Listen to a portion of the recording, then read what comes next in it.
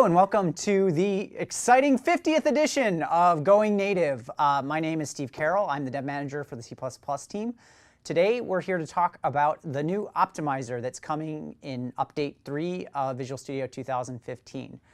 So this will be an episode where we not only talk about kind of like a new feature, but we can also take you kind of under the hoods to give you a little bit of information about like how the compiler actually works, and we'll kind of drill into that today.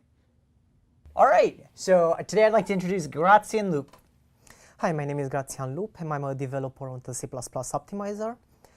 I've been at Microsoft for about 2 years. I worked mostly on new optimizations in the Visual C++ compiler.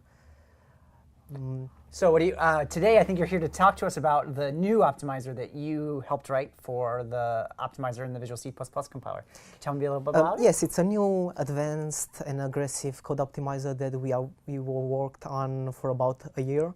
We finally released it as a NuGet package. It has the potential to improve your application's performance and code quite substantially. So what's new about it, and how old is the old code that it's replacing? Okay, so it replaces something known as the expression optimizer, and that one is more or less from 95, 96. Great. So it's one of the oldest components of the Visual C++ backend. So we wanted to have better optimizations for many cases, and it proved to be quite difficult to improve the old optimizer without doing a complete rewrite using newer compiler technologies. And we basically did just that. So the new optimizer, it's a rewrite and actually more than it, because it can also be viewed as a new framework, which allows us to work at a much faster speed, to make prototypes, to sort of test out new optimizations. Exactly, to test optimizations, to implement them easier, safer, less potential for mistakes. It's easier to test them. So there was a lot of work. And 20 years worth of compiler technology to kind of. Yes. Yeah, got it. Great. All right. So I think that your new optimizer is based around something called the SSA form, right? Do you want to talk a little bit about what that is? Okay, so the SSA form is a newer intermediate representation for compilers. Which stands for? Static single assignment. The basic idea of it is that every assignment to a variable happens only once. So for every assignment to the same variable, you actually create a new variable to ensure that you have a single one. And we'll show an example of that. We will show an example. Anyway, the advantage is the fact that you can always track from a variable to the instruction that actually defines it. That's one of the more complicated parts in developing compilers. And so it simplifies the ability to write the optimization? It simplifies the ability to go from a variable to whatever instructions might define it. That's something you always have to do to ensure correctness of the optimization you are doing. Got it. And yes, SSA simplifies working with this. It also makes it simpler for the compiler developer to write the code. And usually, algorithms written using SSA are also faster. So it's going to be also an advantage for throughput, especially in the future when we want to disable some of the old optimizations and replace them with new ones. But that is going to take some time. But basically, you have a sort of compile budget that you can spend more efficiently now that you have this representation to make. So for now, it's mostly about making some things faster so that we can introduce more optimizations. Got it.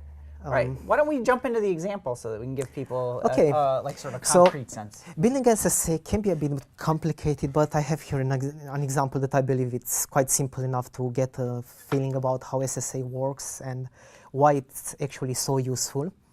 So in this example, we have a function that gets two parameters based on the value of a if it's greater or less than 3. The other variables, local variables in the function, get assigned different constant values, or in the case of z, certain bits are masked from the b parameter. Then some computations are done with both x, y, and z, and then the results are tested. And with the old expression optimizer, this function on x64 would be compiled to about 18, 20 instructions. With the new one, it's actually compiled to the equivalent of return 1, like 1, 2 instructions. So it's a little bit faster. Yes. So it discovers all the opportunities that are here available, things that the old optimizer couldn't even see. So like I said, in SSA, each variable has to be defined a single time. Since x, y, and z are assigned multiple times, we are going to give them version numbers. So inside the compiler, they are just treated like completely different variables. So we usually we add a subscript to them. So 1, 2, oh, those are all ones. I see. Okay, yeah, it's yes. Versions. Right. Version 2 of it. Now, one thing that gets complicated is at this point where after the if-else statement, so which value does the x variable have? At compile time, it's impossible to tell because it depends on The runtime value of A. the runtime value of A, how it branches at that point. So SSA solved this problem by introducing a new virtual instruction called phi. It's an instruction that actually doesn't exist on any processor. It's used just for compilation, and at the end, it's removed. This is the Greek letter phi, basically. Yes. Right.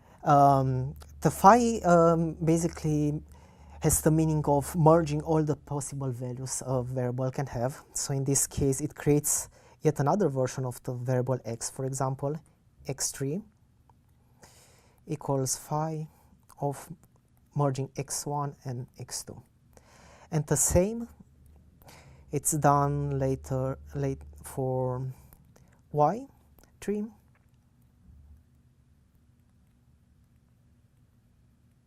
and for z3. Got it. Okay. So SSA at the same time builds some data structure that are actually really useful. For example, there is something called definition use list that links every definition of a variable to the place it is used, like this. So you know exactly all the places in the function where that variable may be used. So once you, for example, optimize a function, you do some constant folding, Right. you can very easily just replace that variable with a constant everywhere in the function without doing any kind of expensive analysis that's usually required with non-SSA optimizations. Because you've got that sort of linkage, that data structure, Exactly. structure thing. And then from each definition, from each use, you get back a link to the actual definition. So this way you are able to trace back in the program and to see what the expression actually is by expanding the operands. Got it. So You need to subscript the uses later in the function, Okay. too, don't you? yes, Yeah. so those are also get a new version. The x's and y's, I meant. Yeah. Right. Okay, yes. So the new optimizer is able to take advantage about this ability to trace back to the defining expression instruction to build much larger expression that the other optimizer was capable. So the other optimizer here, it would just stop at this point. It wouldn't expand the x3 expression to something more. So it wouldn't see that it's actually a combination, it can only be one of two possible constants. So the new optimizer in this place is going to compute every possible combination of x and y by considering x1, x2, y1, y2, multiply that value with 4 and see that it's actually in the range 16. I mean, the minimum value of the range is going to be 16. So this entire comparison can be just replaced by true 1. I see. Then there is a new optimization So it's literally computing all possible combinations. Yes, it's computing all of possible combinations X3. by tracing back through this phi operation to the actual sources of the variable. Then, in this case, it's using a new quite powerful static analysis called the bit estimator. So it's an analysis that it's able to identify which bits in a variable are guaranteed at compile time to be either 1 or 0. Actually does a lot more. It also estimates the ranges of values that can never be 0. It can help finding positive values, values that are bool, just 1 or 0. But in this case, it's going to prove that the low 8 bits of Z, it's actually 0 all the time, because here the bits are masked. Here there is a light shift that introduces 8 0 bits. Then it doesn't matter which of Z1 or Z2 is selected at runtime. The low 8 bits are always going to be 0. So again, in this case, it's going to replace by true. Now we can. And everything gets transformed in return 1. Return 2. Nice. So. And that's how we do it. All right. Yes. Cool. So this is the basic of SSA, like the main idea. Great. And how it is useful. Do you have any other examples of sort of like cool optimizations that you can do now that you have a lot of focus was put on optimizations that previously weren't optimized that well. For example, division, reminder, some patterns with left shift, right shift, some binary operations. We had some of them as part of the really late optimizer phases, which deal already with code that's at assembly level, like it's specific to x86 assembly or an ARM assembly. So each of these targets had a set of those patterns that could be used, but by putting them in this framework, is putting it in this framework makes them available for all of them. Plus, it generalizes. Yes, it generalizes, and plus it's a lot easier to write them. So we developed a system to do pattern matching of expressions. You write code almost as you would write a mathematical expression, and it's also very fast. It's based on template metaprogramming. Okay, cool. And using that system, it was really easy to add at least 200 of such patterns. And that system was also extended recently to handle vector code. So we previously didn't optimize vector operations that well. We can do a much better job, and we are going to be able to optimize either intrinsics from the source code or code generated by the auto-vectorizer much better in the future. But this is still a work in progress. And I think you guys did a bunch of things with conditional moves that were pretty fruitful, right? Yes. So conditional moves were already generated by the optimizer, but again, it was really late in the pipeline of optimizations. And one advantage of generating them earlier is the fact that you are able then to use certain patterns and sometimes completely eliminate a conditional move. All right, so why don't you give us an example? Okay, so an example with a pattern that can be simplified if C move is generated before is the following one, which can be found quite often actually. So, for example, if A is smaller than 0, then ternary question operator is inserted that selects either between 1 and 0. So it's an instruction we have at the intermediate representation level that is very similar to the one in C++. That selects 1 if the condition is true or 0 if it's false. Okay. Well, we can take advantage of some bit level tricks here to actually convert this instruction that would be converted to 3 or 4 x86 instructions to a single right shift like this. So it basically brings the sign bit into the 0-bit position. So if the number is negative, the sign bit is going to be 1. By doing a logical shift with 31 position, that sign bit is going to be at a first Oh, I see. index. Shifted over 31 point Yes, positions. so you get exactly the result you expect. It also supports several variations of it, like if you select between 4 and 0, it's also going to do a multiplication by 2 or things like that. So, so there are actually the heuristic that's used to decide when to actually do this conditional move conversion is tuned to do it when more such cases are exposed. Great. And also it can handle profile information. So you mean generating the pogo sense? Yes, the pogo sense. So generating C moves, usually it's faster. Almost all the time it generates smaller code, but there are cases where actually it's faster to have branches on CPUs with really, really good branch prediction. So if profile information is available and it proves that a branch is actually really biased to be taken or not taken, like 99% of the cases, in that case it's not going to generate a C move because the CPU it's going to do the perfect branch prediction in that case.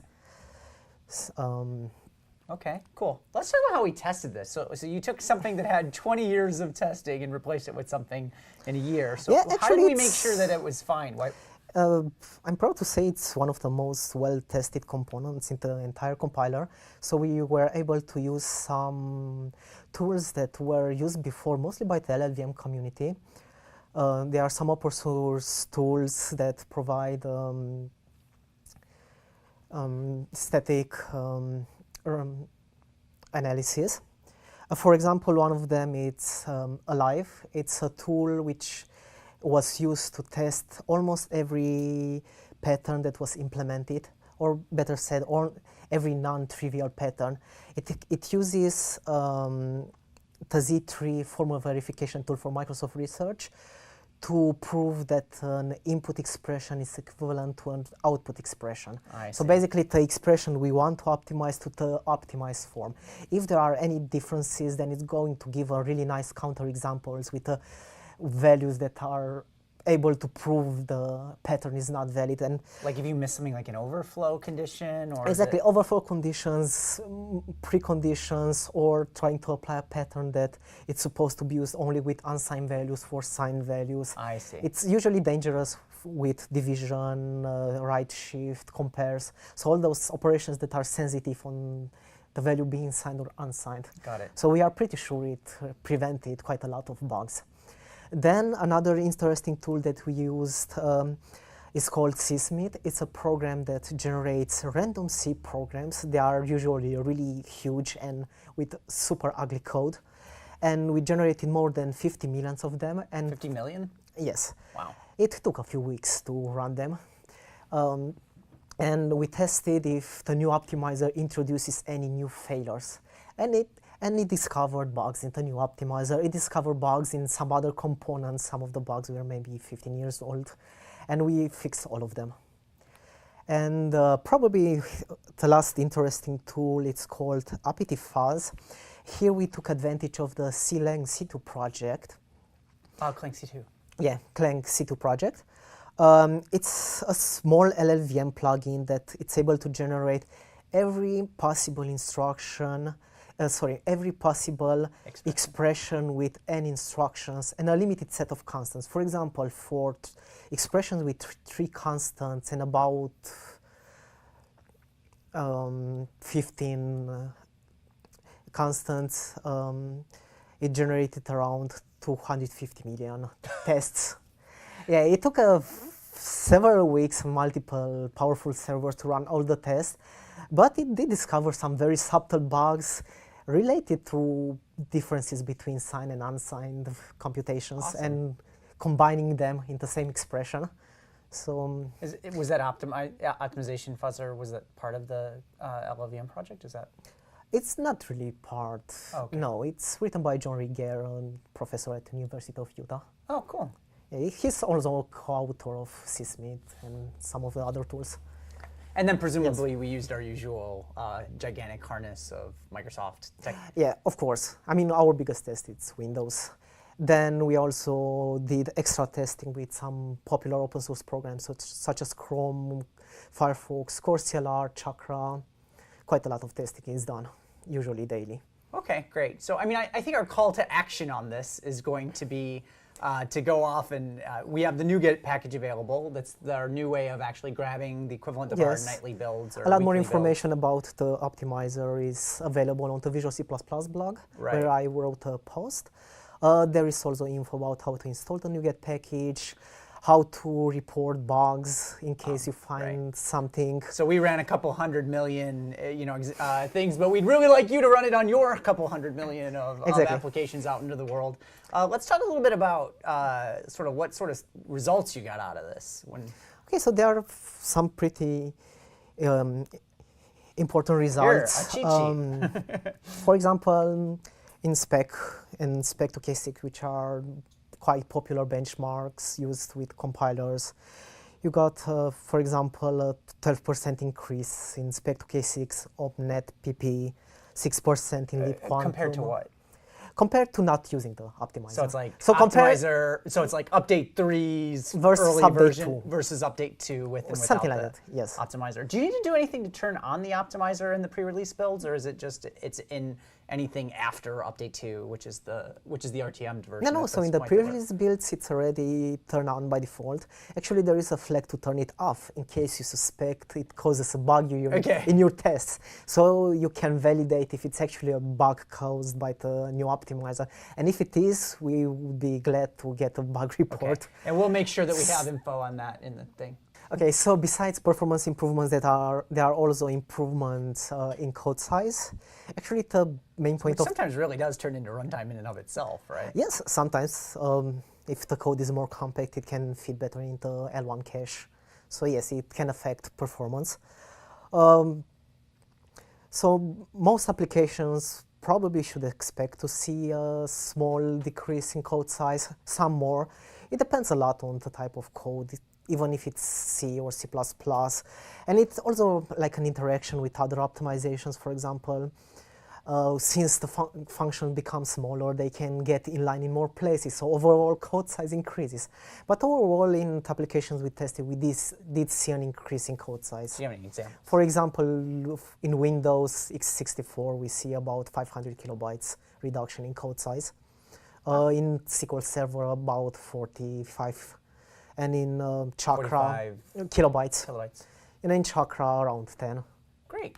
So all while probably improving performance. Great. And again, just to be totally clear, because Gretchen here is very modest, but the idea here is you recompile and you get free wins in code size, and that's the benefit, and as well as hopefully better optimized code. Just for recompiling with update 3. And still there is a lot more work that has to be done, so this is a pre-release version. There are still things that have to be improved, benchmark that we still have to analyze. And we have not yet begun to fight. Exactly. Yes. There are still many small improvements that have to be done even before update 3. And then, like I said, after update 3, we are going to do even more impressive compiler optimizer work. Great. Using this new framework. Okay, so just to recap, we would love you to take this stuff and run it through its paces. We'd love to know what kinds of improvements you're seeing, and certainly if you're seeing anything other than improvements, we'd love to see that as well. We'd love to know about any bugs that you find, and just thanks in advance for all that. All right, that's it for this month.